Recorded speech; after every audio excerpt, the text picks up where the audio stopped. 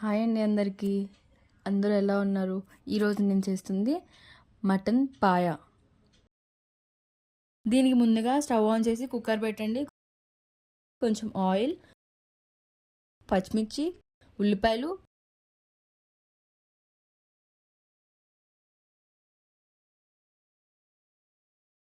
కరివేపాకు, కొంచెం పసుపు మగ్గనిచ్చిన తర్వాత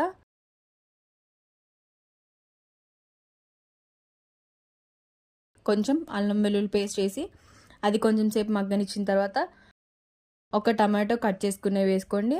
తర్వాత ఇది మగ్గిన తర్వాత అప్పుడు మేకవి కాళ్ళు వేసుకోండి. అంతే, కొంచెం ఫ్రై అవనివ్వండి పచ్చివాసన పోయేటట్టు. తర్వాత ఉప్పు, కారం, గరం మసాలా, మటన్ మసాలా వేసి కొంచెం ఫ్రై అవనివ్వండి.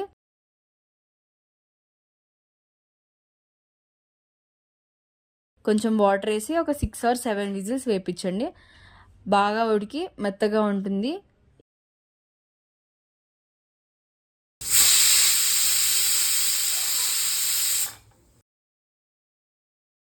అంతే, వేడి వేడి మటన్ పాయ రెడీ.